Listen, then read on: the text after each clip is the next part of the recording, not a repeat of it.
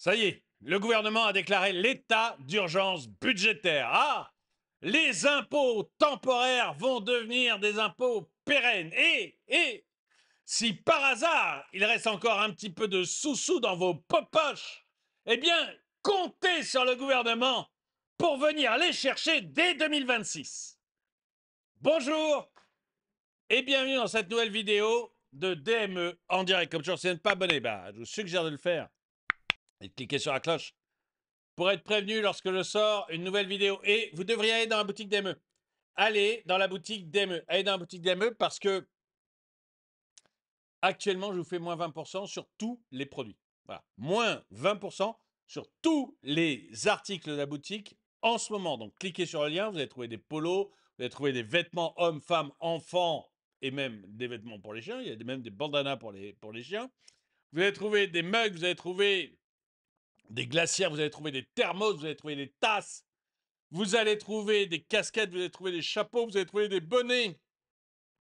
Vous allez vraiment trouver plein de choses différentes. Et si vous voulez juste faire un clin d'œil, je vous le rappelle, un autocollant ou un magnet, ça remplace le Tipeee beaucoup mieux parce que finalement, avec un autocollant ou un magnet, eh ben, vous me dites que vous aimez bien la chaîne et vous m'encouragez. Ça vous coûte pas trop cher, ça me rapporte très très peu. Hein. C'est pas pour gagner de l'argent, c'est juste le clin d'œil entre vous et moi. Vous avez un souvenir de la chaîne et moi j'ai un petit clin d'œil de votre part. Voilà. Bon, donc 20% en ce moment sur absolument tous les produits, quel que soit le montant que vous achetez. Le lien est dans la description. Et on va venir à ce que nous disait, à ce que nous a dit le ministre de l'économie, Éric Lombard. Ah, ça y est, ça y est.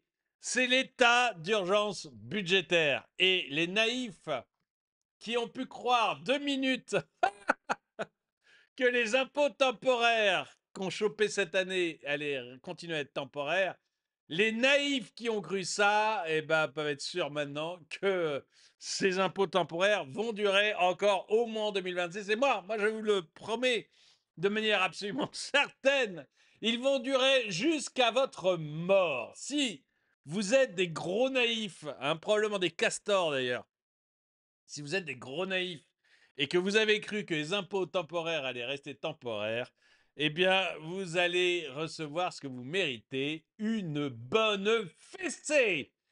Et donc, excusez-moi, mais ça me... J'allais dire, c'est horrible d'avoir toujours raison. Mais on n'est pas loin de ça quand même, la vache. Dès qu'il y a eu les impôts temporaires, je lui ai dit, vous allez en prendre pour des années. Et là, c'est ce que l'on voit. Éric Lombard déclare l'état d'urgence budgétaire. La contribution des hauts revenus annoncée pour un an sera finalement pérenne. Tu m'étonnes, mais tout ce qu'on va obtenir, c'est que les hauts revenus vont se barrer. C'est-à-dire qu'il en reste déjà pas beaucoup. Hein. Le nombre de gens qui fuient la France devient hallucinant. Mais vraiment, vraiment hallucinant. Demandez autour de vous, aux jeunes, aux moins jeunes, à tous les créateurs d'entreprises, tous sont en train de vous dire, je vais partir. Je ne sais pas comment, je vais me débrouiller, mais il faut que je quitte la France si je veux avoir un avenir. C'est de plus en plus net. Donc la contribution sur les hauts revenus, c'est très bien, mais il y a quand même de moins en moins de hauts revenus. Baisse des dépenses sociales et 40 milliards d'économies prévues en 2026. Oui, mais les économies... Les économies, on va en parler des économies. D'abord, on va écouter Éric Lombard qui va nous expliquer tout ça, le ministre de l'économie et des finances. On est sur la planète dans un état d'urgence dans toutes les dimensions. En réalité, il y a une guerre en Ukraine. Excusez-moi, je vais le reprendre parce que je ne suis pas sûr qu'on ait bien entendu. On est sur la planète dans un état d'urgence dans toutes les dimensions. En réalité, il y a une guerre en Ukraine depuis 3 ans. Il y a l'attitude de la Chine, très agressive au plan économique, et il y a maintenant l'attitude prédatrice des États-Unis, à la fois au plan territorial et au plan commercial. C'est pas nous! C'est pas nous! C'est pas nous! C'est Poutine! Ah, le vilain Poutine! C'est la Chine! Ah, les vilains Chinois! C'est Donald Trump! Ah, le vilain Donald Trump! C'est pas nous! Nous, on est des génies de la finance! Nous, on est absolument géniaux, on fait tout bien! On avait prévu de revenir à 3% de déficit, Mais vous vous rendez compte? Avec les tailles de Donald Trump, on n'y arrivera jamais. C'est pas notre faute. C'est pas nous qui gérons ce pays comme des patates depuis 50 ans, non. C'est pas notre faute. C'est Donald Trump. C'est les Chinois qui ne pensent qu'à eux. Ah, les vilains Chinois qui ne pensent qu'à leur peuple. C'est Poutine qui envahit l'Ukraine. C'est pas nous. C'est pas nous. C'est pas nous. Excusez-moi, non, mais Ah non, mais j'en peux plus, moi, j'en peux plus. Regarde, en plus, ce gars-là a à la fois le charisme et le physique d'un croque-mort, et il vient nous annoncer, il vient nous annoncer la fin des haricots pour la France et la fin des haricots pour votre épargne, pour votre argent, pour vos revenus. Il a la tête de l'emploi. Il a la tête de l'emploi. Donc, nous regardons tout ça avec beaucoup de calme parce que c'est notre devoir, mais il faut bien voir que la situation est difficile. Mardi, vous allez réunir un comité d'alerte. Mais la situation est toujours difficile, la vache. La situation est difficile pour l'Italie. L'Italie, elle a réduit son déficit de manière drastique et l'an prochain, elle sera à moins de 3% de déficit. Elle a son commerce extérieur qui s'améliore de manière très très forte. Elle baisse les impôts. Moi, je veux bien qu'on me dise c'est très dur pour la France, très facile pour l'Italie, mais il faudrait m'expliquer comment. La situation est très, très difficile pour le Portugal aussi. Sauf erreur de ma part, on est sur le même globe. Ou planisphère, si vous êtes platiste. mais on est sur la même planète. Or, le Portugal, il est créditeur. Créditeur, il n'a même pas de déficit. Il est créditeur. Le Portugal, son problème, c'est de savoir quoi faire avec tout ce fric. Alors, il a décidé, il va baisser les impôts drastiquement pour les jeunes. Et là, je ne vous parle pas de l'Irlande. Vous voyez, l'Irlande, à chaque fois, on va me dire ah, mais l'Irlande, ils font pas beaucoup d'impôts. Oui, mais c'est grâce à ça qu'ils ont 17% de crédit. Nous, on est à 6% de déficit. Eux, ils sont à 17% de crédit. Bah, peut-être qu'il faut qu'on baisse les impôts aussi, alors. Si c'est ça qui marche. Mais je vous ai parlé de l'Italie. Vous voyez, j'ai pas cité l'Irlande volontairement. J'ai parlé de l'Italie. Un pays comparable à nous. Le Portugal, qui faisait partie des pigs. Vous savez, c'est ces pays merdiques qui avaient géré n'importe comment leurs finances et qui étaient complètement à la rue pendant la crise économique financière en 2008. Le Portugal en faisait partie. L'Italie aussi en faisait partie. L'Espagne en faisait partie. L'Espagne, ça marche pas mal. Pas aussi bien que l'Italie et le Portugal, mais ça marche pas mal aussi, l'Espagne. Et ils sont tous sur le même planisphère que nous. Ils sont tous sur le même. Vous voyez, ils sont tous sur la même planète que nous. Donc tout le monde a ces difficultés-là. Seulement, vous avez des pays où on ose faire des réformes et où on sait gérer l'argent, et un pays où vous êtes incapable de faire quoi que ce soit. Alerte avec le Premier ministre. Est-ce que ça veut dire que nous sommes en état d'urgence en France, en état d'urgence budgétaire? Comité d'alerte, ça a du sens. Il y a deux éléments de réponse. Il y a un état d'urgence, mais qui... Le comité, excusez-moi, hein, le comité d'alerte, c'est une blague monumentale. Ah, c'est un comité, il va être là pour nous alerter si jamais on fait un trop gros déficit. Attends, eh oh, bande de tocards! Excusez-moi, mais oh! Vous voulez savoir si vous faites un trop gros déficit? Regardez ma chaîne! Moi, tout seul, dans mon salon, je suis capable de vous le dire depuis le début! Il n'y a pas besoin d'un comité d'alerte pour ça! Vous avez un haut commissariat aux finances publiques. Il faut quoi? Il faut en plus créer un comité d'alerte? Ou alors c'est fait uniquement pour encore donner du fric à des copains? Parce que c'est à ça que ça ressemble quand même, hein? Vous avez une cour des comptes dont le boulot c'est de compter l'argent, qui depuis 50 ans vous faites n'importe quoi, hein? Je résume en une phrase.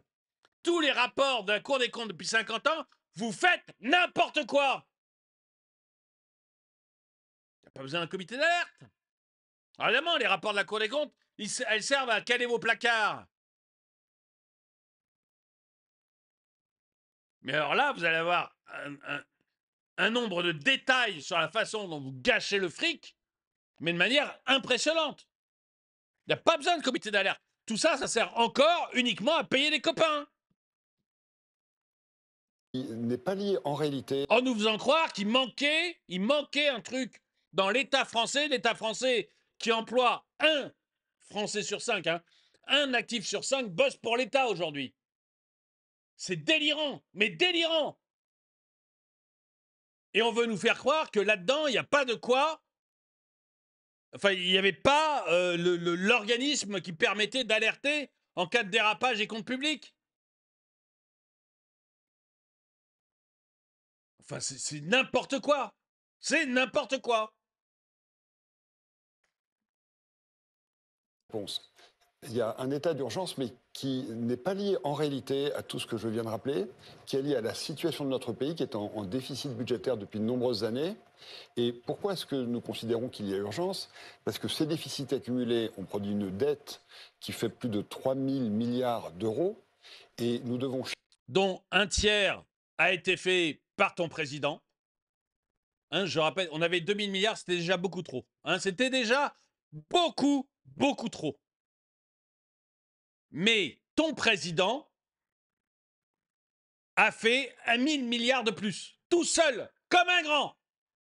Le Mozart de la finance nous promettait 60 milliards d'économies par an, juste avant d'être élu. Juste avant d'être élu. Résultat, il a fait 1000 milliards de dettes en plus.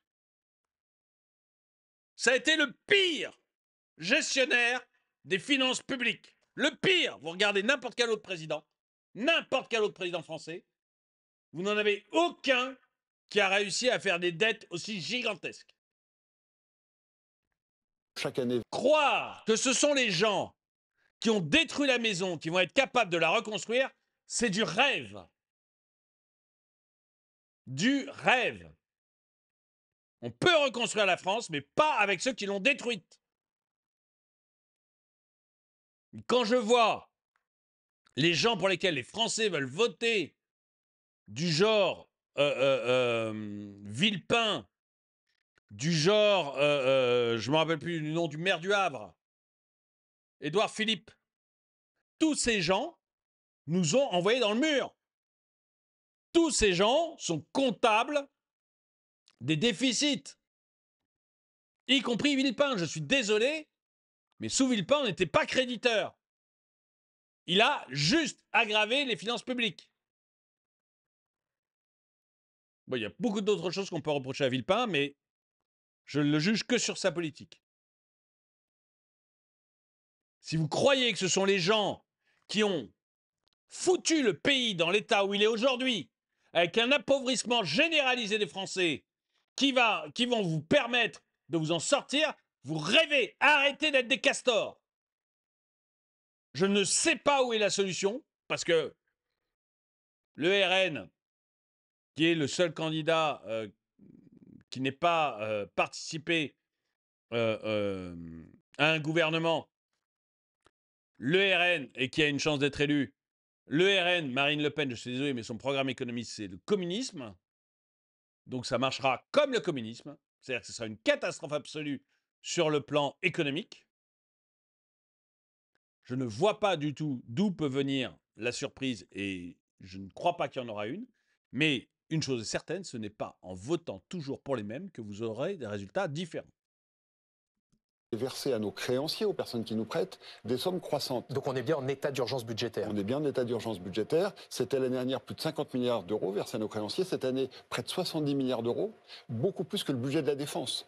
Et donc il est impératif de stabiliser la dette. Pour ça, il faut... Vous savez que ces gens vous disent en fait ce que je... Regardez mes vidéos de l'an dernier. Hein, je vous disais, on va arriver à 70 milliards d'euros de remboursés, enfin d'intérêts de la dette payée à nos créanciers.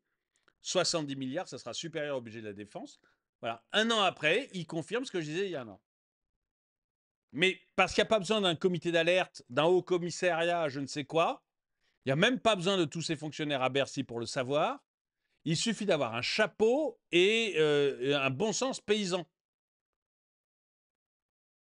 réduire le déficit, et c'est ce que le Premier ministre dira après échange avec l'ensemble des partenaires, des collectivités locales, des partenaires sociaux, des entreprises. Alors le défi. Donc on sait déjà ce que le Premier ministre va dire après l'échange avec l'ensemble des partenaires. C'est vous dire si l'échange est vraiment utile, quoi. Qui sont les créanciers? Mais les créanciers, enfin, plusieurs choses 1984. D'abord, les créanciers, ils y sont pour rien. C'est des gens, on leur a demandé du fric. On leur a dit, excusez-moi, on n'est pas capable de gérer, on est des grosses patates, on veut se faire réélire et on veut distribuer l'argent aux copains. Est-ce que vous pourriez nous en prêter? Et donc les créanciers, vous allez avoir BlackRock, vous allez avoir Vanguard, et vous allez avoir le fonds, des fonds d'État qui savent gérer, comme le Qatar, l'Arabie Saoudite ou même la Norvège. Et vous allez avoir des retraités américains. Ça va être ça, nos créanciers. Alors, il y a moins de la moitié, c'est les Français, et le reste, c'est ces gens-là qui savent gérer. Mais ils n'y sont pour rien. C'est nous qui avons demandé l'argent, hein. Pas eux qui nous ont forcés à emprunter.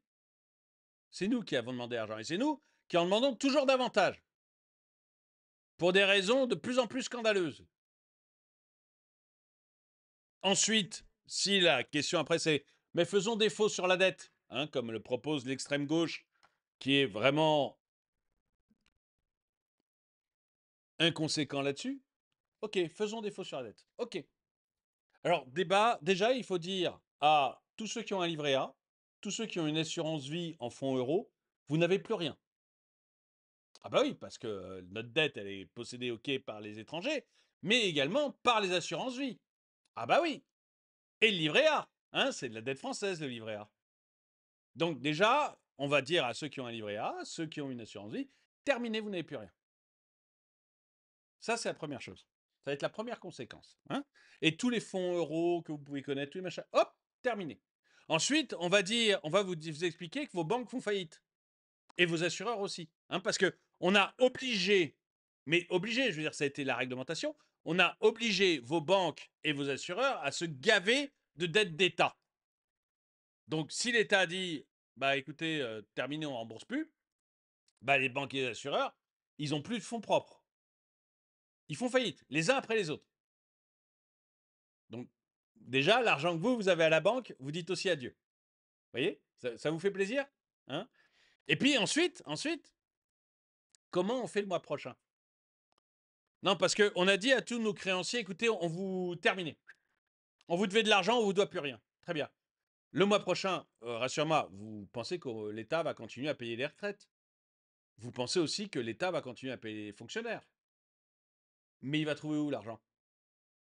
Parce qu'il dépense plus que ce qu'il gagne. Donc, il va trouver où l'argent? Il va falloir qu'il emprunte. Vous pensez que ça va être facile de dire à BlackRock, écoute, ma dette, tu l'oublies, terminé. Ah, je te la rembourserai jamais. Tac, ah, je t'ai bien eu, hein. Je t'ai bien eu, hein, BlackRock. Et que le mois prochain, on va pouvoir aller le voir et lui dire, écoute, tu veux pas me prêter encore de l'argent? Non, parce que j'ai besoin de payer mes fonctionnaires. J'ai besoin de payer mes retraités. Tu peux me prêter de l'argent? Et ça va le faire marrer, BlackRock. Hein. Le fonds souverain norvégien, le fonds du Qatar, le fonds d'Arabie Saoudite, quand on va aller voir et écoutez, ma dette, je vous la rembourserai jamais. Ah, je vous ai bien eu. Et que le mois prochain, il va falloir aller voir. Écoutez, j'ai un problème, j'ai pas de sous pour payer mes fonctionnaires. Je fais comment? Vous pouvez me prêter de l'argent? Vous croyez que ça va bien se passer? Le retraité du Texas, vous croyez qu'on va pouvoir lui faire 2 fois cette affaire?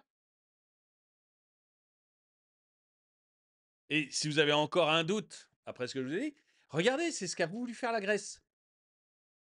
La Grèce est arrivée en disant, écoutez, nous, on ne changera rien du tout à notre niveau de vie. Vous savez, crise grecque, grave crise grecque. Et puis, les Grecs, pour essayer de ne pas avoir d'efforts à faire, élisent l'extrême gauche. Et vous avez Varoufakis, qui était le ministre de l'économie, qui est un bon économiste, mais d'extrême gauche. Et alors, quand je dis bon économiste, c'est qu'il connaît toute la théorie. Hein, mais en pratique, il est d'extrême gauche, donc c'est forcément nul. Et il va voir, avec son Premier ministre, ils vont voir les Allemands et ils disent, écoutez, nous, regardez, le peuple a voté. On lui a même fait faire un référendum. Et techniquement, on ne fera rien. Non! On ne fera rien. On continue à dépenser n'importe comment. Merkel leur a dit, bah écoutez, il n'y a pas de problème les gars. Et vous faites comment pour payer vos fonctionnaires à la fin du mois? Non, parce que moi je ne vous prête pas. Vous êtes un État souverain. Faites comme vous voulez, hein, mais moi je ne vous prête plus d'argent. À la fin du mois, quand vous n'allez pas réussir à payer vos fonctionnaires, il va se passer quoi? Il faudra combien de temps pour qu'ils achètent une guillotine en France? Et ça va être la même chose. Ça va être la même chose en France. C'est-à-dire qu'on dit on ne rembourse plus nos créanciers. Très bien, les créanciers vont dire bah, vous êtes un État souverain, on ne peut rien faire, donc ok. Mais le mois d'après, quand il va falloir payer les fonctionnaires et les retraités et qu'il va falloir aller voir nos créanciers, bah, nos créanciers vont dire non, non, mais on ne vous prête plus d'argent. Non, mais on a compris, vous nous avez bien roulé. Ok, très bien, mais on ne vous prête plus d'argent. Et on ne va pas pouvoir payer les fonctionnaires. Ça, j'aimerais bien savoir comment Mélenchon voit les choses, comment il pense, comment il le sent, ça. Donc voilà, qui sont les créanciers? Bah, déjà des gens à qui on a demandé de l'argent, donc c'est nous les responsables, hein, c'est pas eux. Et ensuite, on a demandé de l'argent, on a été d'accord sur le taux d'intérêt, c'est nous les responsables. Et ensuite, si la volonté c'est bah, on va pas les rembourser, bah, en interne comme en externe, c'est une catastrophe absolue.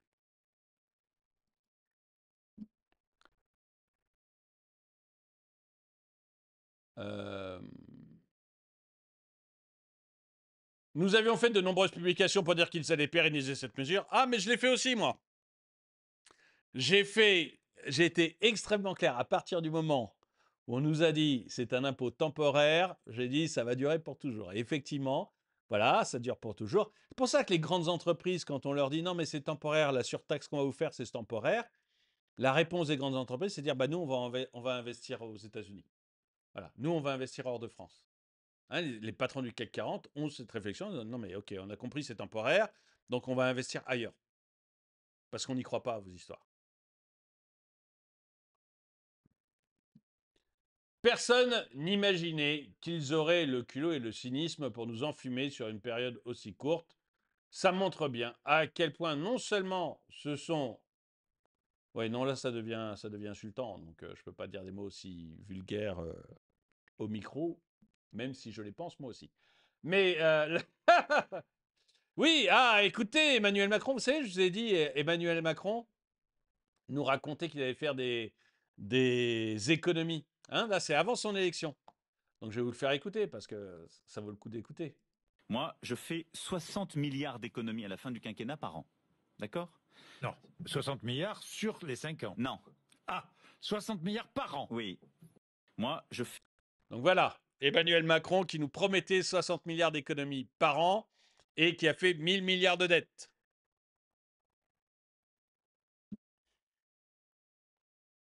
Pourquoi pas? Non, arrêtez les pourquoi pas. Arrêtez les pourquoi pas. L'État pompe la moitié de la richesse de ce pays. L'État, toutes les personnes que vous voyez, toutes les personnes que vous croisez, toutes les entreprises que vous voyez, toutes, du café du commerce en bas de chez vous jusqu'à toutes les entreprises que vous voyez, toutes les personnes que vous voyez, tous travaillent jusqu'à mi-juillet gratuitement pour l'État. Gratuitement. Donc, pas de pourquoi pas quand on vous dit on va augmenter les impôts, pas de pourquoi pas. La seule réponse, c'est mais allez bien vous faire foutre. Mais allez bien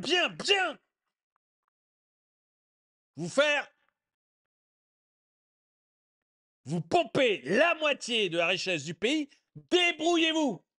Et voyez, je ne veux pas non plus faire une vidéo qui dure 10 heures, je suis désolé, elle est un peu longue, mais je voulais en parler. Regardez, là, je pense que c'est tout à fait vrai. Qui essaye-t-il de convaincre? Sinon, l'état d'urgence budgétaire commence par la diminution de tous les salaires de la fonction publique, d'État, oui, et territoriale, oui, avec diminution drastique des effectifs et suppression de tous les privilèges, plus grand ménage. Je ne peux pas dire que je suis pour qu'on baisse les salaires des fonctionnaires, quoique les hauts fonctionnaires à des postes dont on... Mais là, ça correspond au ménage, c'est-à-dire qu'il faut les virer.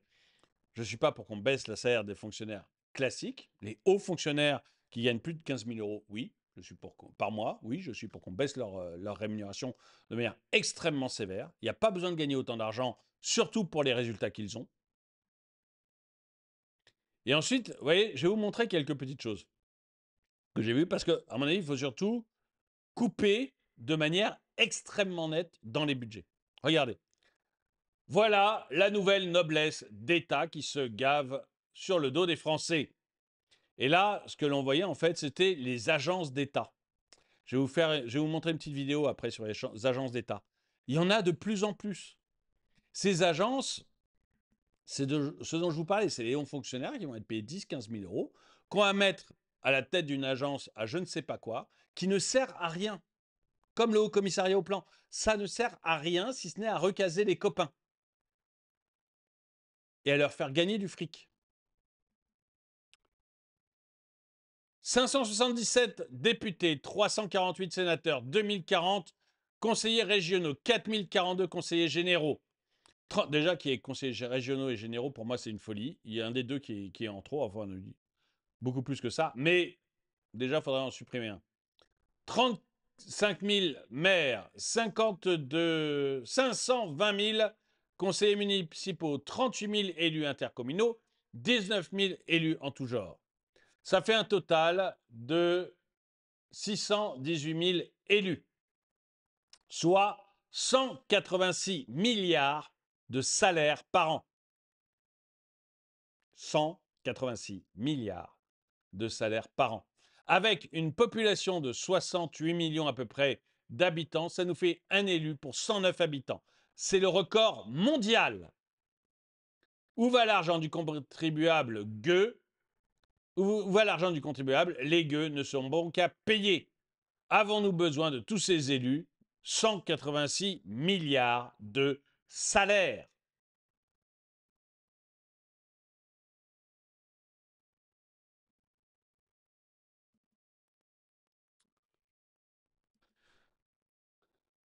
On évalue à 8 700 milliards de dollars les avoirs cachés dans les paradis fiscaux.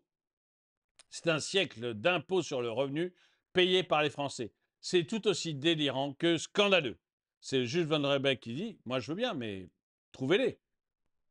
S'il y a vraiment cette somme, trouvez-les. Moi, vous voyez, je ne suis pas pour les paradis fiscaux, moi. Mais après, ça dépend ce que tu appelles paradis fiscal, d'abord.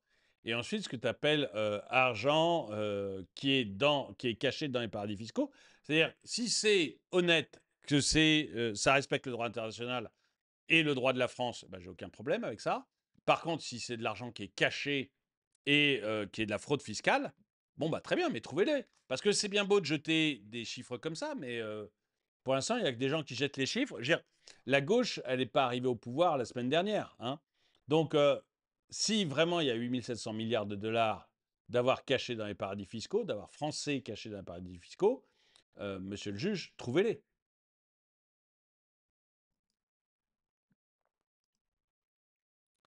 Électeurs de gauche, politiciens de gauche. On est tout à fait d'accord avec ça. Et je vais vous faire écouter une dernière petite vidéo. Alors, c'est pas récent. Hein. C'est pas récent, mais c'est même assez ancien. Mais peu importe, j'ai trouvé ça, elle a été repostée récemment, mais l'extrait que je vais vous montrer est assez ancien. Mais peu importe parce que ça n'a pas changé. Donc ça vaut toujours le coup de l'écouter. Vous sur tous ces organismes d'État qui coûtent un pognon de dingue. Alors c'est pas mon expression, hein. C'est pas la mienne, c'est celle d'Emmanuel Macron. Absolument. Faites-nous la belle liste. Tous les téléspectateurs s'en souviennent. En fait, c'est moi une liste que je vais vous faire qu'une nomenclature. Parce que je ne peux pas Soyons vous parler, prêts, ça va décoiffer. Je ne veux pas vous parler de tous ces organismes, ces agences, ces commissions et autres comités Théodule, tout simplement parce qu'ils sont près de 1200, que beaucoup échappent largement. 1200, mais en fait, il faudrait même pas rentrer dans le détail, vous voyez. Faut supprimer tout. Tout. Absolument. Il ne faut pas en garder un seul. On les supprime tous. Un trait de plume. Et après seulement, vous voyez le bruit que ça fait. C'est-à-dire que s'il y en a un qui est vraiment essentiel à la survie des Français, vous allez tout de suite en entendre parler. Bah, vous le ressuscitez, ça va aller très vite. Mais 1200, on les supprime tous. À toute tentative d'évaluer leurs coûts et aussi d'évaluer, alors là, attention, hein, je vais dire un gros mot, leur productivité. Donc, je vais me contenter modestement de ce qu'on appelle en termes administratifs les opérateurs de l'État, qui présentent un avantage parce qu'ils sont répertoriés dans une annexe du budget, ce qu'on appelle un jaune. Donc, il y a un jaune budgétaire consacré aux opérateurs, ils sont 438. Ils emploient près d'un demi-million de fonctionnaires ou assimilés et coûtent plus de 80 milliards d'euros chaque année. 80 milliards d'euros, c'est plus que ce que recherche Michel Barnier pour boucher le surplus de déficit qu'on a cette année. Voilà, ils sont très divers, hein. Vous en avez des très très gros, comme le CESE, le Conseil économique, social et environnemental. Celui-là, on peut le supprimer, hein. Il fait 3 rapports par an qui ne servent à rien, que personne ne lit. Vous en avez très très chers, comme le CNRS, Centre national de la recherche scientifique. Là, vous supprimez toutes les sciences sociales du CNRS, hein. Vous gardez le CNRS pour les maths et la physique et ou l'astronomie, vous voyez, enfin les vraies sciences. Vous virez tout ce qui est rigolo sur études du genre, etc. Et déjà, vous allez faire un bon ménage. Vous avez de très puissants, comme les ARS, les agences régionales de On santé, peut supprimer. dont chacun a pu apprécier la compétence vu l'état dans lequel est aujourd'hui notre système de santé publique. Puis il y en a des tout petits qui font pas grand-chose. En fait, c'est une liste à la Prévert, quoi. Et pour moi, il n'y a qu'une seule solution, c'est qu'il faut tout supprimer. Il ne faut pas se casser la tête, il faut tout supprimer. Absolument tout. Donc, ouais, tout le monde se rappelle d'Emmanuel Macron et de ce qu'il nous racontait. Il n'y a plus d'argent dans les caisses. C'est assez vrai. C'est assez vrai. On va en crever. La Macronie a augmenté la dette de 1087 milliards d'euros en 7 ans. Il avait fallu auparavant 55 ans pour faire cela, de 1949 à 2004. En 2004, la totalité de la dette publique, c'était 1134 milliards. La Macronie a ruiné la France. Mais je pense que ça a commencé avant la Macronie. Mais je suis d'accord, la Macronie a été le dernier clou du cercueil. D'ailleurs, c'est peut-être pour ça qu'ils nous ont choisi un ministre des Finances qui ressemble à un croque-mort. C'est vraiment, mais vraiment le dernier clou du cercueil. C'est impressionnant. Mais ce que je voulais vous dire dans cette vidéo, c'est que comme je l'avais annoncé, les impôts vont augmenter. Ça, c'est très clair. Ils disent qu'ils vont diminuer des dépenses. Ce qu'ils vont diminuer, c'est en fait, ils vont garder toutes leurs agences d'État, ils vont garder tous leurs copains, ils vont garder la même taille pour les fonctionnaires. Vous savez que Emmanuel Macron nous avait dit qu'il allait supprimer 160 000 postes de fonctionnaires. Il a augmenté le nombre de postes de 160 000, donc vraiment l'opposé de ce qu'il avait dit avant d'être élu. On va garder comme ça un nombre de fonctionnaires qui va augmenter de manière délirante. On va garder toutes les agences d'État. Il y a même le ministère de la Culture qui est en train d'en créer un nouveau pour les livres anciens. Pas pour les livres anciens, pour les livres d'occasion.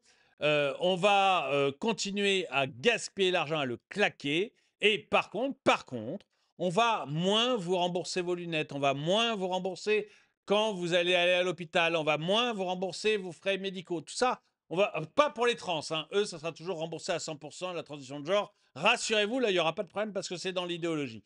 Mais tout le reste, on va moins le rembourser.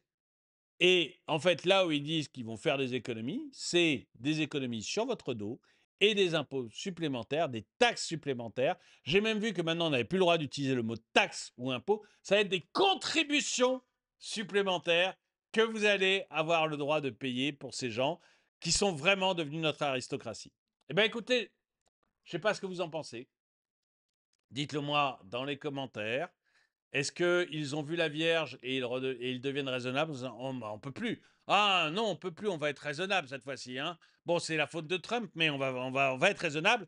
Et vous allez voir ce que vous allez voir. Ou est-ce que vous pensez comme moi que tout ça, ça va se finir uniquement par des hausses d'impôts, des baisses de remboursement pour vous et eux, une vie qui va être encore plus belle, encore plus riche, encore plus grande. Et est-ce que vous êtes d'accord avec moi pour dire que la solution maintenant, c'est Afuera? On passe de 40 à 20 ministères, on supprime 20 ministères, c'est ce qu'avait le général de Gaulle, hein. On supprime, donc c'est pas de la folie Trumpiste ou je ne sais quoi, c'est le nombre de ministères qu'avait le général de Gaulle. Donc on passe de 40 à 20 ministères, on supprime toutes les agences d'État, toutes, absolument toutes, et on économise ainsi de l'argent sur le train de vie de l'État, sur le train de vie de ces nouveaux ducs, de ces nouveaux princes, de ces nouveaux rois qui n'arrêtent pas de nous sucer le sang. Dites-moi ce que vous en pensez dans les commentaires. N'oubliez pas d'aller à la boutique, 20% de réduction actuellement sur la boutique. Allez-y, le lien est dans la description. Merci d'avoir regardé cette vidéo. Mettez-lui un pouce vers le haut, commentez-la, partagez-la. Merci à tous ceux qui soutiennent la chaîne. Et moi, je vous dis à très bientôt.